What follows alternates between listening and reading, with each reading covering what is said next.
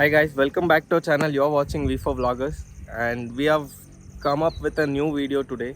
As you know, like next month Ganesha Chaturthi is coming. We wanted to explore a place where like you guys can find best idols at best place. Like this is a place like they are making this almost like more than 30 years.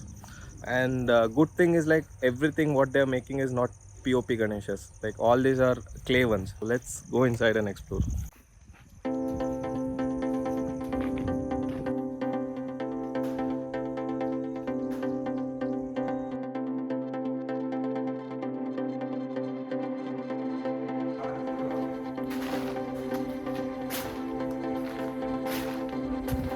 So this is where they prepare the molds and all.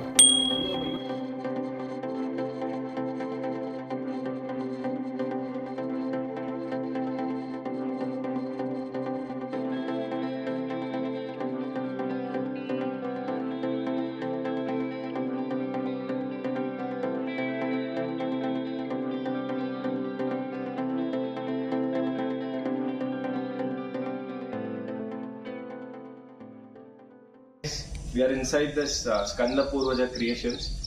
Like they are doing this from almost 30 to 32 years, like more than 30 years. Sir, ನಿಮ್ಮ ಹೆಸರು? ನನ್ನ ಹೆಸರು ಕದ್ರಪ್ಪ ಅಂತ. ಇದು ಯಾವ ಏರಿಯಲ್ಲಿ ಬರುತ್ತೆ sir exact ಆಗಿ? ಇದು ಹೊಸ ಬೈರವಳ್ಳಿ ಮುಂದೆ ಬೆಸ್ಕಾಂ ಕಚೇರಿ ಇದೆ.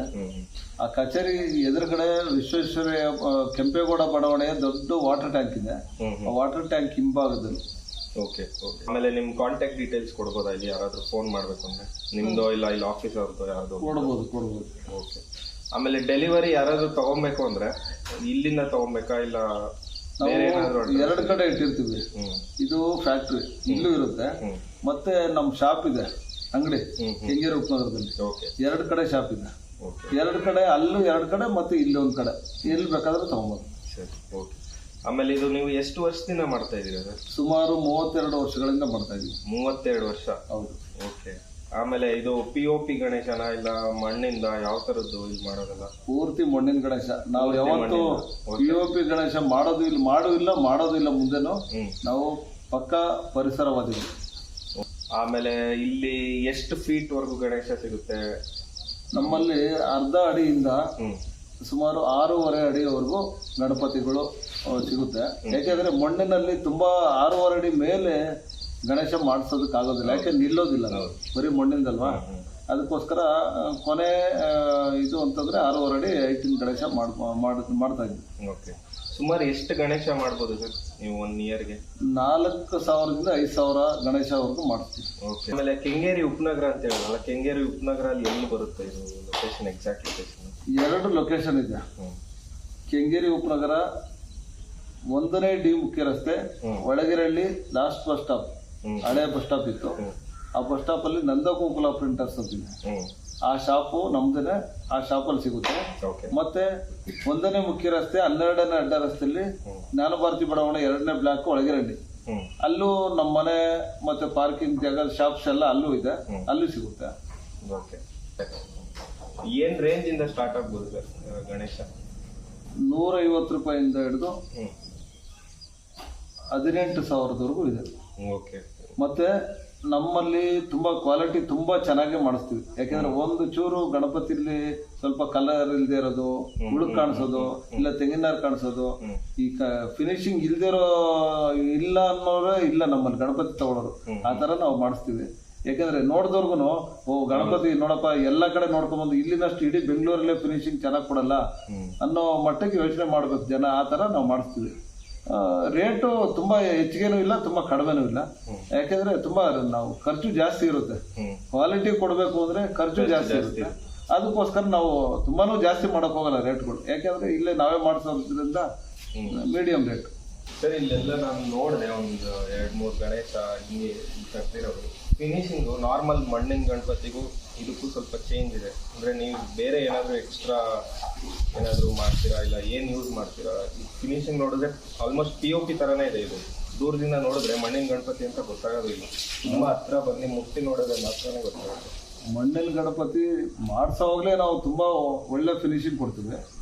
ಅದರಲ್ಲಿ ಒಳ್ಳೆ ಕ್ವಾಲಿಟಿ ವಾಟರ್ ಪೇಂಟ್ ಸ್ವಲ್ಪ ಬೆಲೆ ಜಾಸ್ತಿ ಆದ್ರೂ ಪರವಾಗಿಲ್ಲ, ಒಳ್ಳೆ ಕ್ವಾಲಿಟಿ ವಾಟರ್ ಪೇಂಟ್ ತಂದು ಬಣ್ಣ ಮಾಡ್ತೀವಿ. ಆ ಬ್ರಷ್ಗಳು ನಾವು ದೂರದ ಊರುಗಳಿಂದ ಅಲ್ಲಿ ತರಿಸೇ ಮಾಡಿಸೋದು, ಇಲ್ಲೆಲ್ಲೂ ಸಿಗಲ್ಲ ಅದು ಕೆಲವು ಬ್ರಷ್ಗಳೆಲ್ಲ.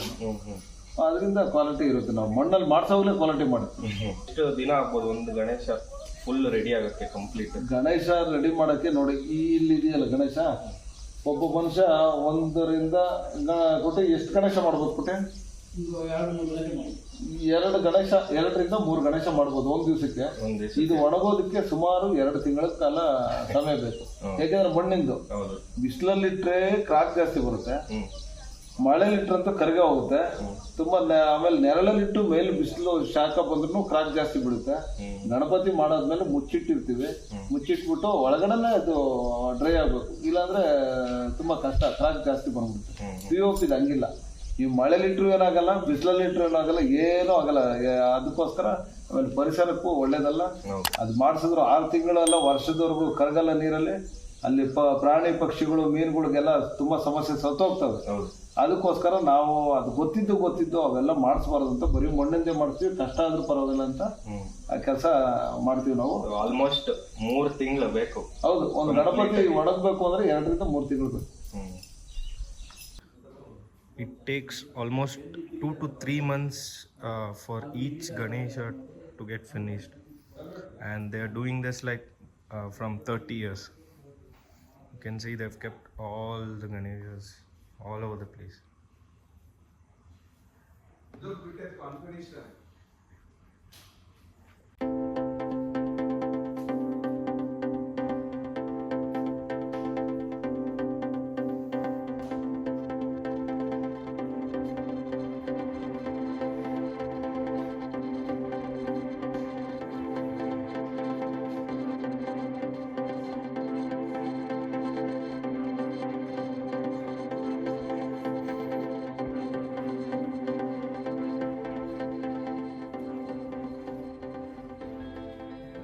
These are like unfinished, they still have to paint these ones.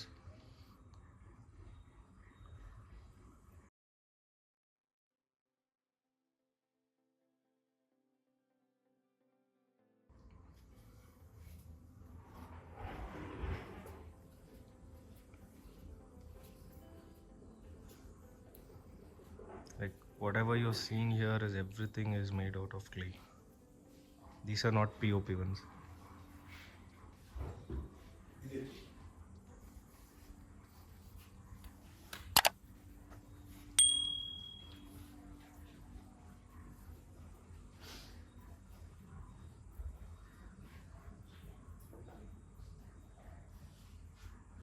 Look at this, like this is pure clay.